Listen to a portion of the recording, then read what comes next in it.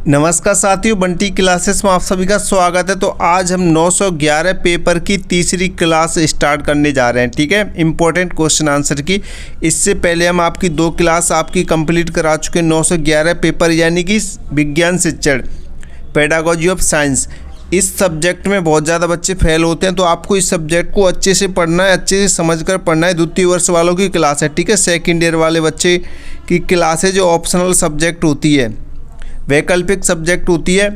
काफ़ी बच्चे 908 लेते हैं सामाजिक विज्ञान, काफ़ी बच्चे विज्ञान शिक्षण लेते हैं यानी साइंस लेते हैं, और काफ़ी बच्चे मैथ भी लेते हैं। ठीक है, तो 911 इस सब्जेक्ट का कोड होता है। आज हम इंपॉर्टेंट क्वेश्चन आंसर देखेंगे। इससे पहले 2 क्लास आपकी कंप्लीट हो चुकी हैं। अगर आपने वो क्लास नहीं देखी है तो उन क्लास को जरूर देख लेना, क्योंकि उनमें भी इंपॉर्टेंट क्वेश्चन आंसर हैं। इन सभी क्लासेस को आप अच्छे से देखते हुए एग्जाम में लिखते हैं तो आपको अच्छा स्कोर मिल जाएगा, अच्छा नंबर मिल जाएगा। ठीक है, क्योंकि इन क्लास से बहुत ज़्यादा क्वेश्चन आपको एग्जाम में देखने को मिलेंगे। और बंटी क्लासेस के आप नोट्स परचेस कर लेना, अगर आपने अभी तक नहीं किए तो नोट्स से भी बहुत ज़्यादा क्वेश्चन आपको मैच होगा आपके एग्जाम में। ठीक है, क्योंकि हर साल बच्चे नोट्स पढ़कर ही एग्जाम में अच्छा स्कोर करते हैं और अच्छी तरीके से पास होते हैं अच्छे नंबरों से। तो क्लास को स्टार्ट कर रहे हैं, लाइक कर देना और चैनल को सब्सक्राइब कर देना जितने बच्चे पहली बार जुड़ रहे हैं। ठीक है, चैनल को सब्सक्राइब कर दो। तो आपका जो क्वेश्चन है वो पूछ रहा है, घटपर्णी, ड्रोसेरा एवं संड्यूल पौधे किस वर्ग में आते हैं। ये आपके 3 पौधों के नाम है। आप देख सकते हैं आपके ये 3 पौधों के नाम हो गए, घटपर्णी, ड्रोसेरा एवं संड्यूल।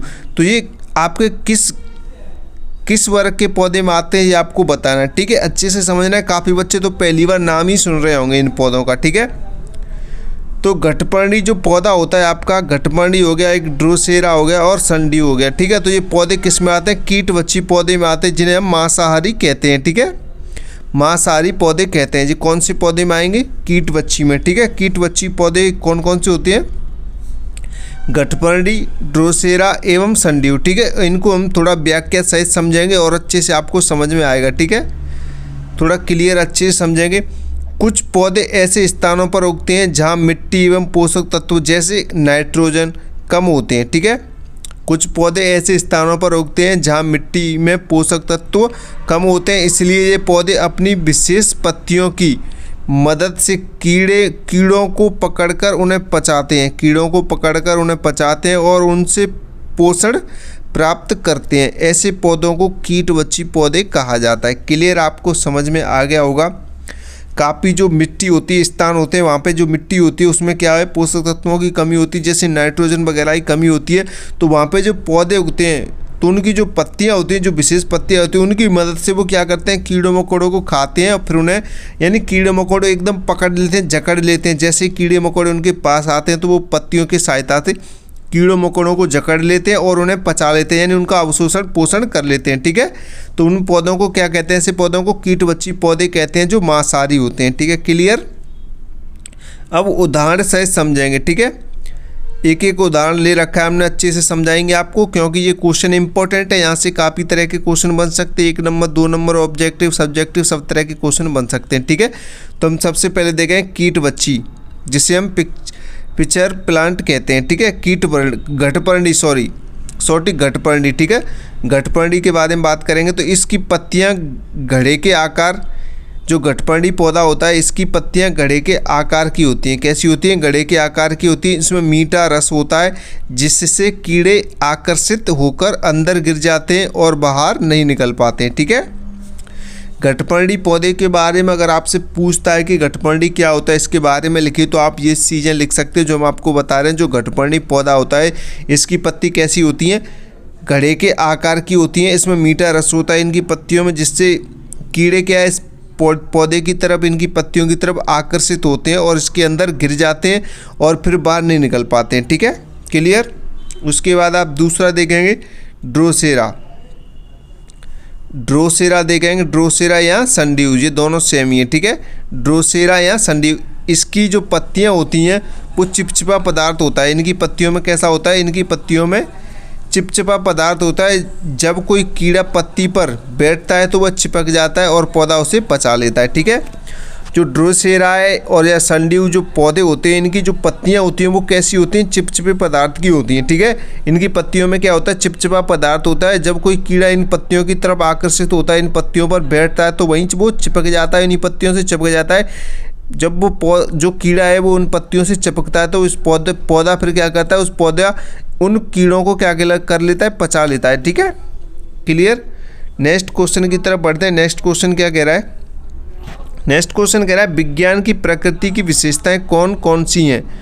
विज्ञान की प्रकृति की विशेषता कौन सी है वो आपको लिखनी है। ठीक है, क्लियर। तो विज्ञान की प्रकृति की मुख्य विशेषताएं जिज्ञासा, प्रयोग और अवलोकन और तर्क, ये आपकी विज्ञान की मुख्य विशेषताएं। तो आप इनको लिख सकते हैं, ये आपसे 1 नंबर या 2 नंबर में पूछेगा। ठीक है, अब यहाँ पे थोड़ा समझेंगे उदाहरण सहित। विज्ञान में किसी भी तथ्य को बिना जांचे परखे स्वीकार नहीं किया जा सकता, ये आपको पता होगा। विज्ञान में किसी भी तथ्य को बिना जांचे परखे स्वीकार नहीं किया जाता है। पहले प्रश्न पूछा जाता है, फिर अवलोकन यानी कि देखना, प्रयोग करना, तर्क के आधार पर ही निष्कर्ष निकाला जाता है विज्ञान की प्रकृति में। ठीक है, क्लियर। आप इन्हें अच्छे से पढ़ें, नोट्स में ये सारे क्वेश्चन आपको मिल जाएंगे, नोट्स में ये सारी PDF आपको उपलब्ध कराई जाएंगी। ठीक है, जैसे अगर हम जानना चाहें कि पौधे को प्रकाश की आवश्यकता होती है या नहीं, यदि हम ये जानना चाहें कि पौधे को प्रकाश की आवश्यकता होती है नहीं, तो हम एक पौधे को धूप में और दूसरे पौधे को अंधेरे में रखकर देखते हैं। ठीक है, कुछ दिनों बाद धूप वाला पौधा अच्छी तरह बढ़ता है और इससे निष्कर्ष निकलता है कि पौधे को प्रकाश की ज़रूरत है, आवश्यकता है। ठीक है, क्लियर। ये आप उदाहरण के तौर पे समझ सकते हैं और इसे आप लिख सकते हैं। ठीक है, डिटेल अगर पूछे क्वेश्चन की विस्तार से लिखने को बोले तो। अब तीसरा क्वेश्चन देखें। इससे पहले मैं आपको बता दूं भाई, अच्छी तैयारी करना चाहते हैं 911 पेपर ये आपका बहुत हार्ड होता है। कैसा होता है, हार्ड होता है। 911 पेपर जो होता है आपका हार्ड होता है, बहुत कठिन होता है, इसमें बहुत ज़्यादा बच्चे फेल होते हैं। तो आपको इस सब्जेक्ट के नोट्स ले लेने चाहिए। ठीक है, मेरे हिसाब से नोट्स ले लो और क्लासेस देखो रेगुलर। ठीक है, 72 40 28 72 81। ठीक है, ये व्हाट्सअप नंबर है, आप इस नंबर पे व्हाट्सअप मैसेज करके नोट्स ले लो। ठीक है, इन नोट्स को आप 2 बार 3 बार पढ़ लोगे तो आपके लिए बेटर रहेगा और आप एग्जाम में लिख पाओगे। ठीक है, और क्लासेस तो आप देख ही रहे हो, क्लास भी देखोगे तो ज़्यादा बेटर रहेगा। ठीक है, तो नेक्स्ट क्वेश्चन कह रहा है हमारा फसल चक्र को परिभाषित कीजिए। ठीक है, फसल चक्र को परिभाषित कीजिए। तो एक ही खेत में अलग अलग मौसमों में विभिन्न प्रकार की फसलों को क्रम से उगाने की प्रक्रिया को क्या कहते हैं, फसल चक्र कहते हैं। ठीक है, एक ही खेत में आप अलग अलग तरह के मौसम होते हैं, अलग अलग तरह की फसलें करते हैं। ठीक है, क्रम के अनुसार उन्हें उगाते हैं, तो वो उसे क्या कहते हैं, हम फसल चक्र कहते हैं। ठीक है, क्लियर। अब उदाहरण से समझेंगे, थोड़ा और अच्छे से समझेंगे इसे। यदि किसान हर बार एक ही फसल बोए तो मिट्टी में कुछ पोषक तत्व खत्म हो जाते हैं। अगर आप खेत में एक ही तरह की फसल करते जा रहे हैं तो क्या आपकी जो मिट्टी है जो खेत की, उसमें जो पोषक तत्व होते हैं वो क्या हो जाते हैं, नष्ट हो जाते हैं। ठीक है, इसलिए किसान फसल को क्या करता है, बदल कर उगाते हैं, जिससे मिट्टी की उर्वरता बनी रहती है और उत्पादन भी अधिक होता है। ठीक है, अगर आप अपनी फसल में बदल कर, अगर आपने खेत में फसल को बदल कर करेंगे तो आपकी जो खेत की मिट्टी है उसकी जो उर्वरता है वो क्या रहती है, बनी रहती है। ठीक है, मिट्टी अच्छी रहती है और जो उत्पादन होता है आपके खेत में आपकी फसलों का वो क्या होता है, उसमें बढ़ोतरी होती है। ठीक है, अधिक होता है पहले से। इसलिए खेत में तरह तरह की फसलें करनी चाहिए बदल के। ठीक है, उदाहरण के तौर पर समझें, जैसे पहले मौसम में गेहूं करते हैं लोग, सर्दी में, फिर अगले मौसम में चना दाल करते हैं, फिर मक्का या सब्जी वगैरह करते हैं। ठीक है, इस प्रकार फसल बदलना ही फसल चक्र कहलाता है। ठीक है, आप अपने खेत में जो फसल बदल कर करते हैं उसे ही क्या कहते हैं, फसल चक्र कहते हैं। क्लियर। नेक्स्ट क्वेश्चन देखें, विज्ञान शिक्षण के पूछताछ उपागम के प्रतिपादक कौन है। तो इसका आंसर देखेंगे, विज्ञान शिक्षण के पूछताछ उपागम के प्रतिपादक कौन है, जॉन डीवी। कौन है, जॉन डीवी। ठीक है, जॉन डीवी को माना जाता है। ठीक है, पूछताछ उपागम के प्रतिपादक किसे माना जाता है, जॉन डीवी। थोड़ा और अच्छे से डिटेल में समझेंगे इसे। इस पद्धति में विद्यार्थियों को केवल किताब से पढ़ाने के बजाय प्रश्न पूछने, खोज करने और प्रयोग करने के लिए प्रेरित किया जाता है। इससे विद्यार्थी स्वयं सोचकर उत्तर ढूंढते हैं और विषय को बेहतर समझते हैं। ठीक है, इस पद्धति में क्या होता है, पूछताछ जो विधि आपकी, जिसमें क्या होता है, इस पद्धति पूछताछ पद्धति में विद्यार्थियों को केवल किताब से पढ़ाने के बजाय प्रश्न पूछना, खोज करने और प्रयोग करने के लिए प्रेरित किया जाता है, जिससे क्या करते हैं विद्यार्थी स्वयं सोचते हैं और स्वयं उसका उत्तर ढूंढते हैं और विषय को क्या बताते हैं, बेहतर बनाते हैं और समझ उसकी कैसी होती है, अच्छी होती है। ठीक है, उदाहरण के तौर पर आप देखेंगे यहाँ पे शिक्षक बच्चों से पूछता है पौधे को बढ़ने के लिए किन किन चीज़ों की आवश्यकता होती है। शिक्षक पूछ रहा है बच्चों से कि पौधे को बढ़ने के लिए किन किन चीज़ों की आवश्यकता होती है। फिर बच्चे उस पर क्या करते हैं, प्रयोग करते हैं और उसका क्या करते हैं, पता लगाते हैं कि पौधों को पानी, मिट्टी, हवा और सूर्य का प्रकाश चाहिए होता है आगे बढ़ने के लिए, यानी बढ़ोतरी के लिए। ठीक है, क्लियर। नेक्स्ट क्वेश्चन की तरफ बढ़ते हैं। नेक्स्ट क्वेश्चन क्या कह रहा है, नेक्स्ट क्वेश्चन कह रहा है योजना या नियोजन का अर्थ बताइए। योजना और नियोजन का आपको अर्थ बताना है, योजना या नियोजन। ठीक है, का अर्थ बताना। तो किसी कार्य को करने के लिए, किसी कार्य को करने से पहले सोच समझकर और व्यवस्थित ढंग से तय करना योजना या नियोजन कहलाता है। ठीक है, आप जब कोई काम कर रहे हैं, यानी आप कोई काम करने से पहले उसके बारे में अच्छी तरीके से सोचते हैं, उसे समझते हैं और व्यवस्थित ढंग से जो योजना करते हैं आप उसे क्या कहते हैं, योजना या नियोजन करते हैं। ठीक है, तय करते हैं हाँ मुझे ये काम करना चाहिए या नहीं करना चाहिए, आप उसके बारे में अच्छे से सोचते हैं, विचार करते हैं, तो वही क्या कहलाता है, आपका योजना या नियोजन कहलाता है। ठीक है, योजना और नियोजन एक ही बात है। ठीक है, क्लियर। और थोड़ा अच्छे से समझेंगे इसे। नियोजन करने से काम सही समय पर और सही तरीके से और बिना परेशानी के होता है। अगर आप कोई काम डायरेक्टली कर रहे हैं, आपको उसके बारे में कुछ पता ही नहीं, तो आप उस काम को सही तरीके से नहीं कर पाएंगे। अगर आप उस काम के बारे में अगर अच्छी तरीके से सोचते हैं और अच्छी तरीके से उसे करते हैं तो आपको भविष्य में कोई परेशानी नहीं होगी। ठीक है, क्लियर। किसी चीज़ के बारे में पहले से सोचकर समझकर ही करना चाहिए। अब बात करें हम उदाहरण की, तो शिक्षक पहले से तय करता है कि कक्षा में कौन सा पाठ पढ़ाना है और कैसे पढ़ाना है। अगर शिक्षक ये तय नहीं करेगा तो वो क्लास में अच्छी तरीके से नहीं पढ़ा पाएगा, उसे पता नहीं चलेगा मुझे क्या पढ़ाना है, कैसे पढ़ाना है। ठीक है, किसान पहले से योजना बनाता है किस महीने में कौन सी फसल बनेगी। ठीक है, बोनी है। अगर किसान योजना नहीं बनाएगा तो वो अच्छी तरीके से फसल नहीं बो पाएगा और अच्छा उत्पादन नहीं ले पाएगा। ठीक है, फसल से। क्लियर, आपको समझ में आ रहे होंगे सारे क्वेश्चन। अब रिक्त स्थान की बात करेंगे। रिक्त स्थान भी आपसे पूछे जाते हैं आपके एग्जाम में। ठीक है, खाली जगह दे रखी होती है, उसके आगे जो भी लिखा होता है उसको खाली जगह में भरना होता है, उसके अकॉर्डिंग जो आगे लिखा होता है। ठीक है, तो खाली जगह की प्रक्रिया पौधों में दिन व रात दोनों में लगातार चलती है। तो श्वसन की प्रक्रिया। ठीक है, किसकी प्रक्रिया, श्वसन इसमें आएगा। श्वसन यानी श्वसन की प्रक्रिया पौधों में दिन व रात दोनों में लगातार क्या करती है, चलती है। ठीक है, क्लियर। अब व्याख्या समझेंगे कैसे चलती है। श्वसन वह प्रक्रिया है जिससे पौधे भोजन से ऊर्जा प्राप्त करते हैं। श्वसन वह प्रक्रिया है जिसमें पौधे भोजन से ऊर्जा प्राप्त करते हैं। यह प्रक्रिया दिन और रात दोनों समय लगातार चलती रहती है। ठीक है, क्लियर। अब ध्यान रखने वाली बातें वो क्या है यहाँ पे आप देखेंगे। ठीक है, प्रकाश संश्लेषण केवल दिन में होता है। ठीक है, प्रकाश संश्लेषण कब होता है, दिन में होता है, दिन रात में नहीं होता है, रात में नहीं होता है। प्रकाश संश्लेषण ओनली कब होता है, दिन में होता है। ठीक है, और जो श्वसन है वो क्या होता है, दिन और रात दोनों समय होता है। श्वसन कब होता है, दिन और रात। जैसे कि आप देख सकते हैं धूप कब निकलती है, दिन में ही निकलती है, इसलिए प्रकाश संश्लेषण कब होगा, दिन में होगा। श्वसन आप श्वास कब लेते हैं, आप तो श्वास 24 घंटे लेते हैं, दिन में भी लेते हैं, रात में भी लेते हैं। बस ऐसे आपको ध्यान रखना है। ठीक है, क्लियर। उदाहरण के तौर पर आप जहाँ पे समझ सकते हैं, जैसे मनुष्य सांस लेते हैं वैसे ही पौधे भी ऑक्सीजन लेकर श्वसन करते हैं। ठीक है, ऊर्जा प्राप्त करते हैं और ऊर्जा प्राप्त करते हैं। जैसे मनुष्य करते हैं वैसे ही पौधे भी करते हैं। ठीक है, नेक्स्ट क्वेश्चन कह रहा है अनुभूत कठिनाई वैज्ञानिक विधि का पहला पद वैज्ञानिक के अनुसार है।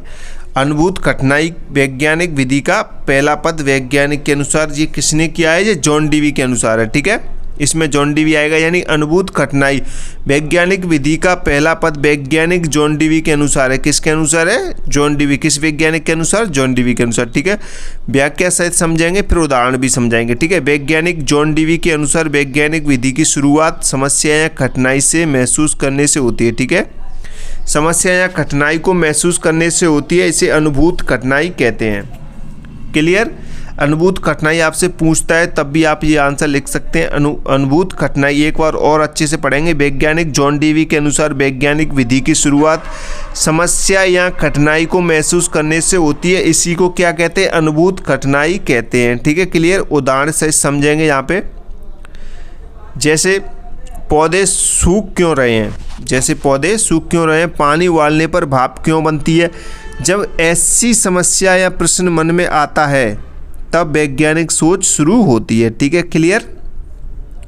लाइक नहीं कर रहे हैं आप लोग, लाइक तो करो कम से कम यार, लाइक करो, सभी जगह शेयर करो। जिन स्टूडेंट ने विज्ञान सेक्शन ले रखा है वो इन क्वेश्चनों को अच्छे से करे, याद करे। ठीक है, तभी वो अच्छे स्कोर कर पाएगा, अच्छे नंबरों से पास हो पाएगा। ठीक है, नहीं तो फेल भी हो सकता है भाई, ध्यान रखें। नेक्स्ट क्वेश्चन कह रहा है खाली जगह। आपदा में कृषि कार्य पशुपालन के लिए आवश्यकता से कम जल उपलब्ध होता है।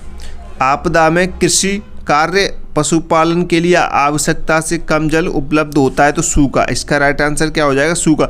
यानी सूखा आपदा में, सूखा आपदा जब सूखा पड़ेगा तभी तो कृषि कार्य पशुपालन के लिए आवश्यकता से जल का उपलब्ध कैसा होता है?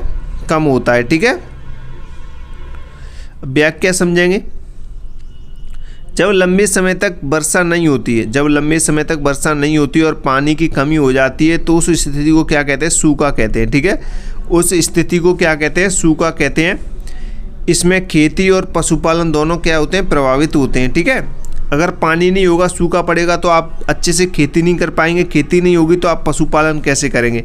तो पशुपालन भी प्रभावित होगा, क्योंकि पशु के लिए पानी चाहिए, चारा चाहिए। चारा कब मिलेगा? जब आप खेती करोगे। ठीक है, क्लियर। उदाहरण भी समझें, जैसे खेतों में फसल नहीं उग पाती है। ठीक है, खेतों में फसल नहीं उग पाती है, अगर बिना पानी है खेतों में फसल नहीं होगी। पशु को पानी के लिए कम मिलता है। ठीक है, पशुओं को पीने के लिए पानी कम मिलता है। ठीक है, तो आप ये उदाहरण में भी लिख सकते हैं। बहुत ही सरल और आसान में आपके लिए व्याख्या सहित लेके आए क्वेश्चनों को। ठीक है, अच्छे से समझें। खाली जगह ह्यूरिस्टिक विधि के जन्मदाता है। ह्यूरिस्टिक विधि के जन्मदाता कौन? आर्मस्ट्रॉन्ग। ठीक है, आर्मस्ट्रॉन्ग किस विधि के जन्मदाता है? ह्यूरिस्टिक विधि के। ठीक है, ह्यूरिस्टिक विधि के बारे में थोड़ा समझेंगे, व्याख्या थे। आर्मस्ट्रॉन्ग को ह्यूरिस्टिक विधि का जनक माना जाता है। ठीक है, किस विधि का जनक माना जाता है? ह्यूरिस्टिक विधि का जनक किसे माना जाता है? आर्मस्ट्रॉन्ग को। ठीक है, इस विधि में विद्यार्थी खुद खोज करके सीखते हैं। इस विधि में क्या करते हैं? विद्यार्थी खुद यानी स्वयं खोज करते हैं और स्वयं ही सीखते हैं। शिक्षक केवल क्या करता है? शिक्षक केवल इसमें मार्गदर्शक करता है। ठीक है, मार्गदर्शन करता है कि आपको कैसे क्या करना है, शिक्षक ये बताएगा, बाकी सब क्या करेगा? स्टूडेंट करेगा, खुद ही खोजेगा, खुद ही सीखेगा। ठीक है, खोज करके सीखते हैं।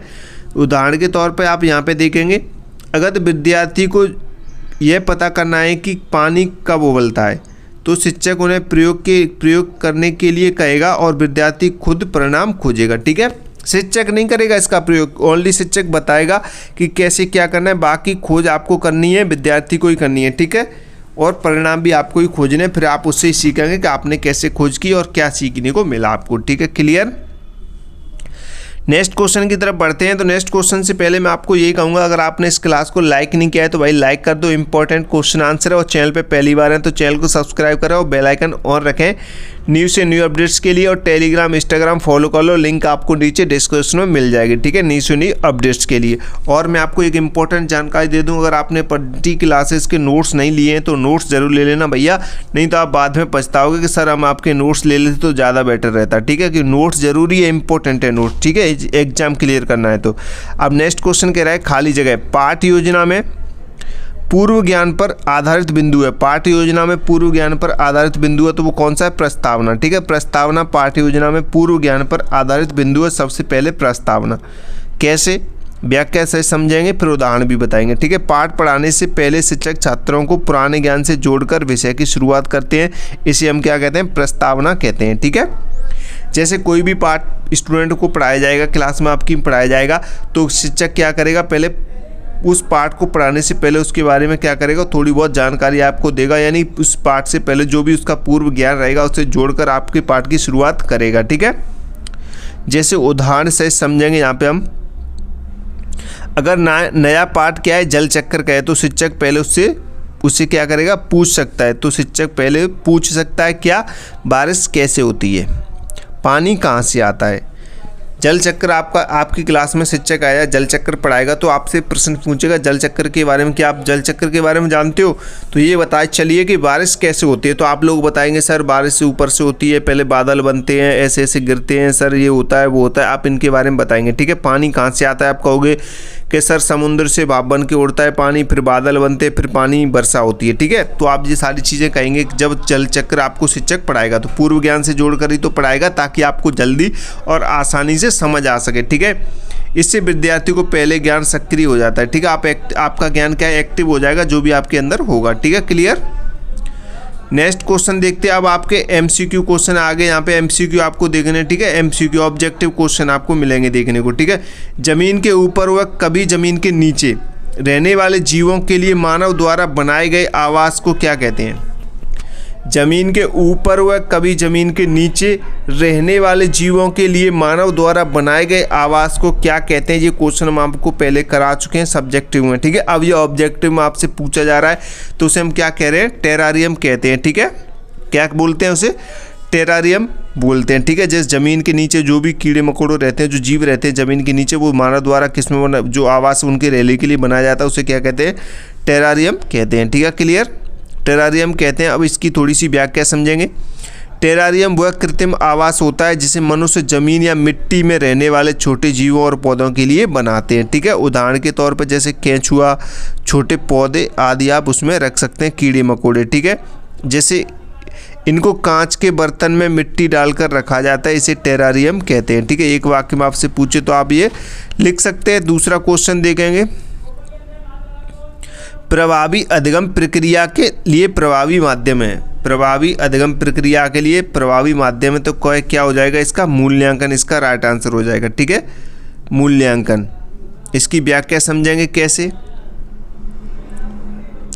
मूल्यांकन से यह पता चलता है कि विद्यार्थियों ने पढ़ाई से कितना सीखा और कहाँ सुधार की आवश्यकता होती है। ठीक है, मूल्यांकन से पता चलता है कि आपने क्लास में पाठ पढ़ा दिया। ठीक है, आप बच्चों का मूल्यांकन कर रहे हैं, बच्चों से क्वेश्चन आंसर कर रहे हैं, टेस्ट ले रहे हैं, तो आपको पता चलेगा कि विद्यार्थियों ने पढ़ाई में कितना सीखा है। ठीक है, और कहाँ पे सुधार करना है, यानी सुधार की आवश्यकता है, बच्चों ने क्या क्या गलती की है तो आप उसमें सुधार कर सकते हैं। जैसे टेस्ट लेना, प्रश्न पूछना, उत्तर लिखवाना। ठीक है, तो ये सारी ये शिक्षक को छात्रों की समझ का पता चलता है। ठीक है, इससे क्या चलता है, मूल्यांकन से शिक्षकों को छात्रों का पता चलता है कि छात्र ने कितना सीखा है कितना नहीं। ठीक है, नेक्स्ट क्वेश्चन देखते हैं। कौन से जल में नगण्य मात्रा में खनिज तत्व होते हैं। कौन से जल में नगण्य मात्रा में खनिज तत्व होते हैं, तो वो कौन सा जल होता है, समुद्र का जल होता है। ठीक है, कौन सा जल होता है, समुद्र का जल होता है, सॉरी वर्षा जल होता है, सॉरी इसका आंसर हो जाएगा वर्षा का जल होता है। ठीक है, नगण्य मात्रा में। एक बार और क्वेश्चन को अच्छे से पढ़ें। कौन से जल में नगण्य मात्रा में खनिज तत्व पाए जाते हैं, तो वो वर्षा के जल में पाए जाते हैं। ठीक है, इसका राइट आंसर वर्षा का जल हो जाएगा। चलिए नेक्स्ट क्वेश्चन की तरफ बढ़ते हैं। थोड़ा व्याख्या सहित और आप समझ सकते हैं, इसको व्याख्या सहित समझेंगे। जैसे वर्षा का जल सबसे शुद्ध होता है, वर्षा का जल सबसे शुद्ध होता है क्योंकि इसमें खनिज तत्व बहुत कम होते हैं। तुलना करें तो जल और खनिज तत्वों की तुलना करेंगे, यहाँ पे जल और खनिज तत्व। ठीक है, तो समुद्र का जल बहुत अधिक होता है। ठीक है, इसमें खनिज तत्व क्या होते हैं, अधिक होते हैं समुद्र के जल में। नगण्य की बात की थी उसमें तो वर्षा का जल आएगा। ठीक है, और कुएं के जल की बात करें तो कुएं के जल में कुछ मात्रा में होते हैं, और नगर जल की बात करें तो उसमें कुछ मात्रा में होते हैं, लेकिन वर्षा जल की बात करें तो इसमें ना के बराबर होते हैं, बहुत कम होते हैं। ठीक है, इसलिए नगण्य की बात करें या बहुत कम की बात करें तो आप क्या लिखेंगे, वर्षा का जल। ठीक है, क्लियर, वर्षा का जल आंसर देना है। और अधिक की बात करें तो आपको समुद्र का जल देना है आंसर। ठीक है, क्लियर। नेक्स्ट क्वेश्चन देखते हैं। नेक्स्ट क्वेश्चन क्या कह रहा है, नेक्स्ट क्वेश्चन कह रहा है आपका विज्ञान सीखने का अर्थ होता है। विज्ञान सीखने का अर्थ होता है विज्ञान को करना, यह कथन किस शिक्षाविद का है। विज्ञान सीखने का अर्थ होता है विज्ञान को करना, यह कथन किस शिक्षावादी का है। ठीक है, तो इसका आंसर हो जाएगा आपका बी ऑप्शन सही हो जाएगा। ठीक है, B option, doctor DS Kothari. ठीक है, डॉक्टर DS कोठारी इसका राइट आंसर हो जाएगा। थोड़ा और व्याख्या सहित देखेंगे। डॉक्टर DS कोठारी का मानना था कि विज्ञान को केवल पढ़ाने से नहीं बल्कि प्रयोग करके सीखना चाहिए। विज्ञान को पढ़ाने से नहीं, केवल पढ़ाने से नहीं बल्कि इसका प्रयोग करके सीखना चाहिए, ये डॉक्टर कोठारी का मानना था। ठीक है, क्लियर। अब थोड़ा उदाहरण सहित समझेंगे।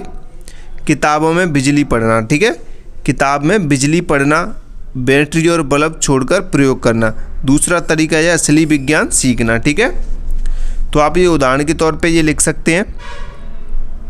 नेक्स्ट क्वेश्चन की तरफ चलते हैं। नेक्स्ट क्वेश्चन क्या कह रहा है?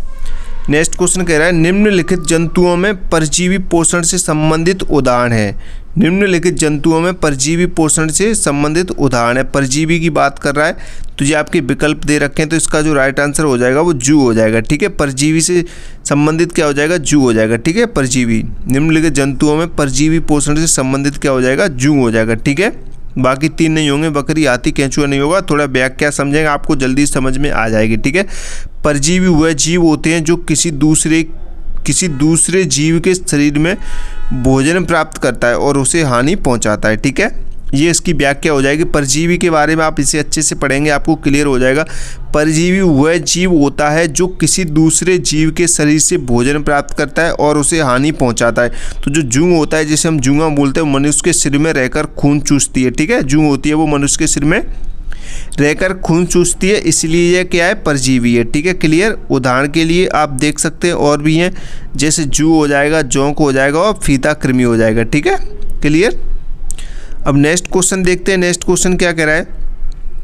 पुष्प के जनन भाग में कौन से हैं?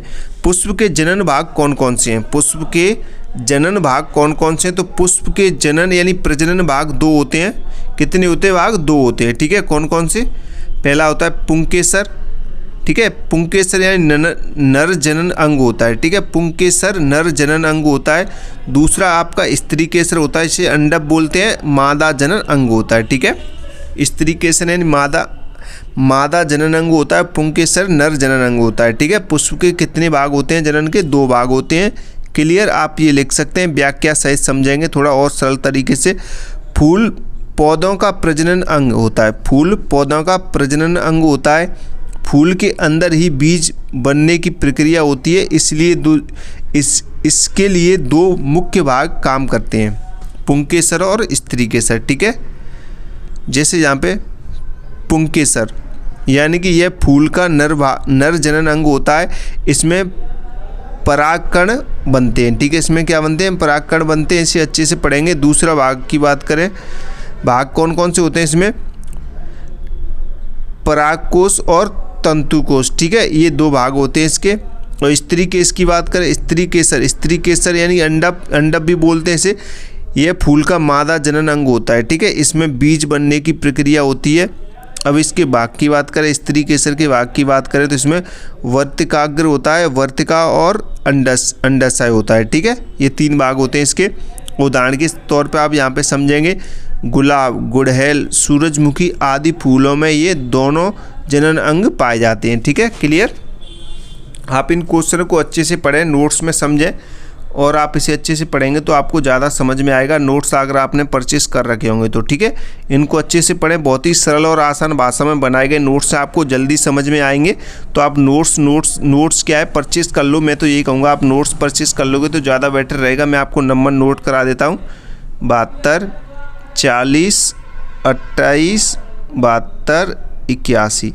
ये व्हाट्सअप नंबर है। आप इस नंबर पे व्हाट्सअप मैसेज करेंगे और नोट्स परचेस कर लो, नोट्स खरीद लो भाई। इंपॉर्टेंट क्वेश्चन आंसर, अगर आप अच्छा स्कोर करना चाहते हैं, अच्छे नंबरों से पास होना चाहते हैं तो। ठीक है, बाकी आपकी मर्जी, आपको क्या करना है। हम तो आपको सही सजेशन देंगे, बस बाकी आप जानें।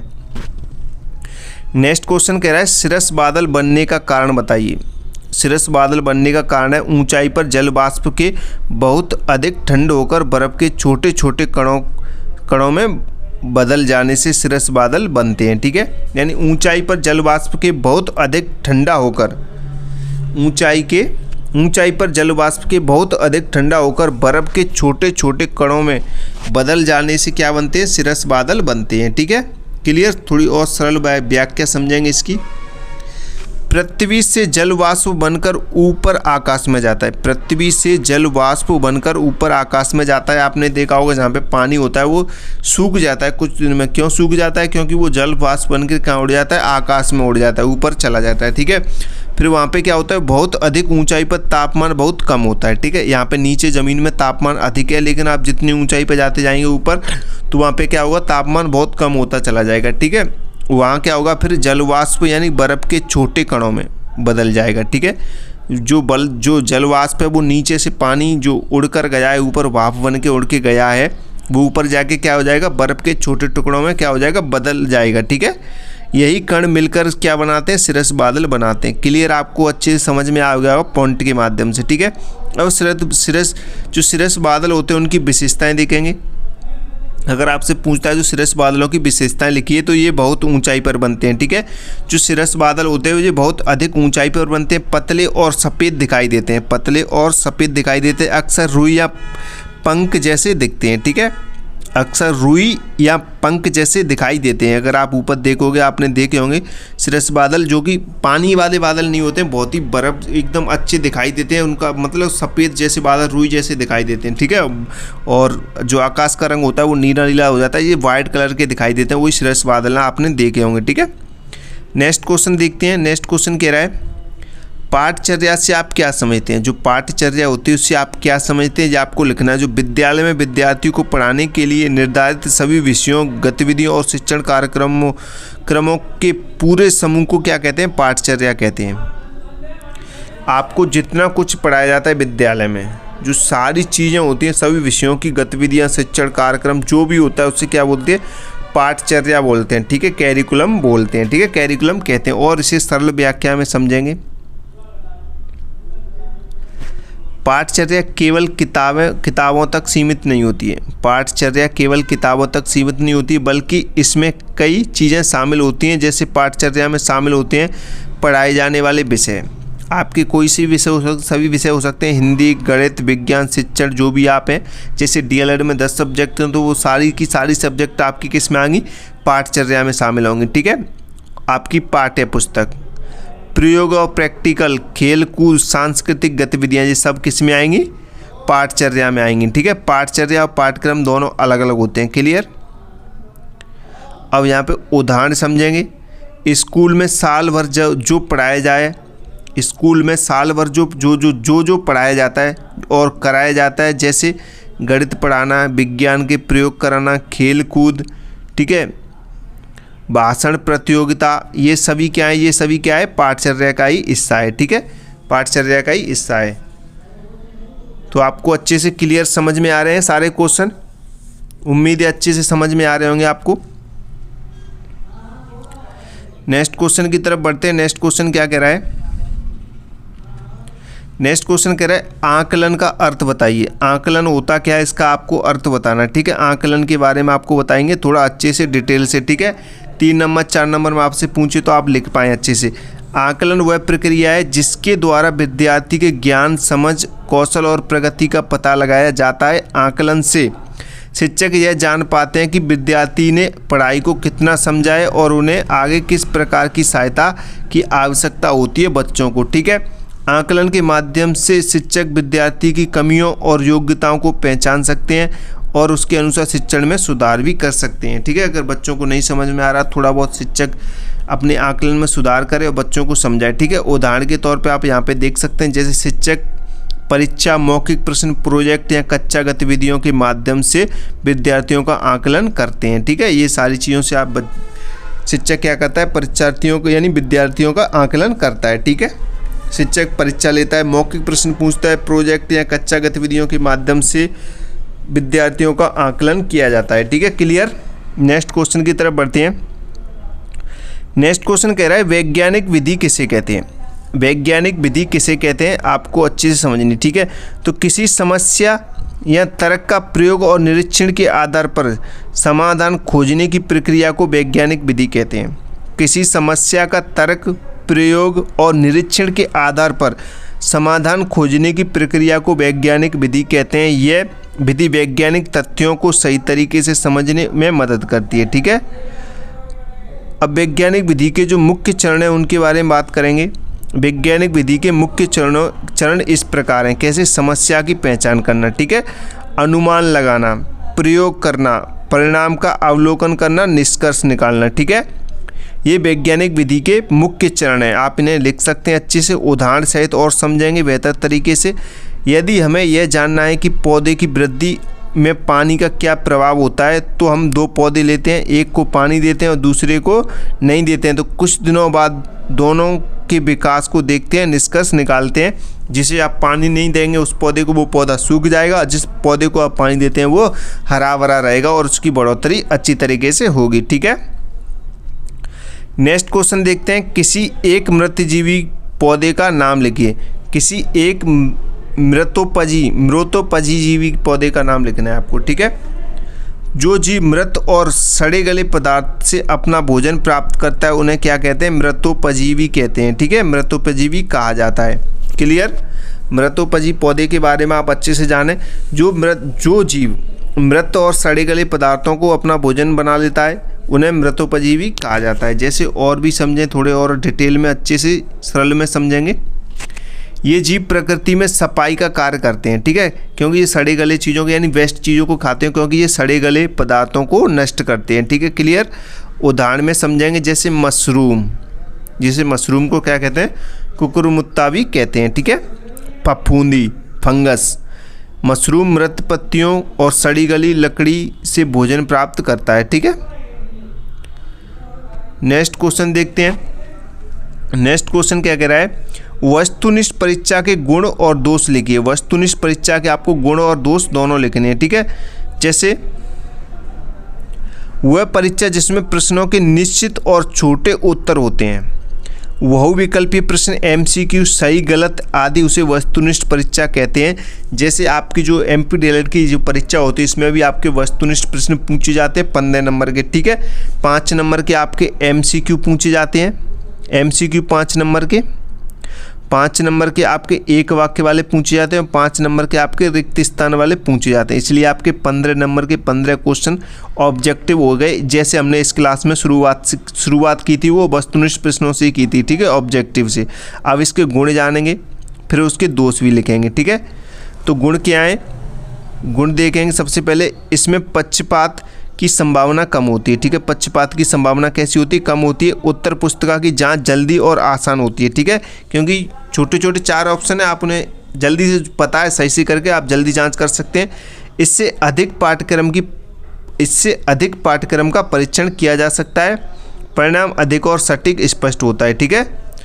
ऑब्जेक्टिव जो क्वेश्चन होते हैं वस्तुनिष्ठ, इसका जो परिणाम होता है वो कैसा होता है? अधिक सटीक और स्पष्ट होता है। अब इसके दोष की बात करें, इनमें दोष भी होंगे, क्योंकि कोई भी चीज़ अपने आप में 100% सही नहीं होती है, उसमें कुछ अच्छाई होती है तो बुराई भी होती है, ठीक है। अब इसके दोष भी देखेंगे।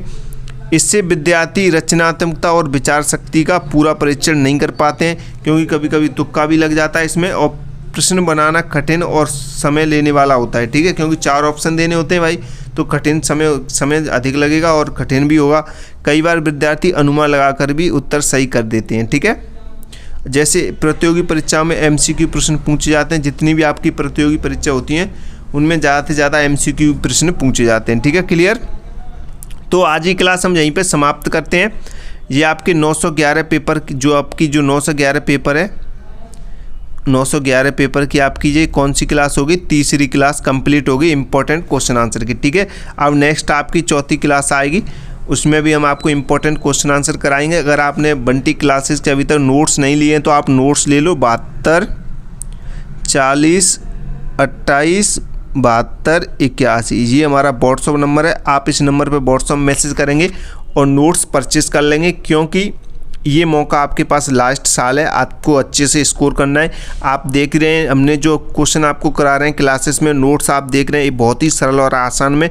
आप क्लास के साथ साथ नोट्स भी पढ़ेंगे, नोट्स भी देखेंगे, तो आपको ज़्यादा जल्दी समझ में आएगा और आप अपना अच्छा स्कोर कर पाएंगे एग्जाम में, ठीक है। फेल हो गए तो आपका 1 साल बर्बाद हो जाएगा। इससे अच्छे आप नोट्स ले लो, लास्ट साल अच्छी परसेंटेज के साथ पास करो, ठीक है। अच्छी परसेंटेज बनती है तभी मज़ा आता है, ठीक है। कॉन्फिडेंस लेवल भी बढ़ता है। तो थोड़े पैसे खर्च करके नोट्स भी परचेज कर लें और क्लास को लाइक कर देना, सभी जगह शेयर कर देना। 911 पेपर के आपको इंपॉर्टेंट क्वेश्चन आंसर देखने को मिलेंगे इन क्लासेस में, ठीक है। अब नेक्स्ट क्लास में आपको बताएंगे। और चैनल को सब्सक्राइब करें अभी तक नहीं किया है तो, और क्लास को लाइक शेयर जरूर कर देना भैया, कमेंट भी कर देना, ठीक है। इंपॉर्टेंट क्वेश्चन आंसर कराएं आपको। तो मिलते अगली नई क्लास में। जय हिंद, जय भारत।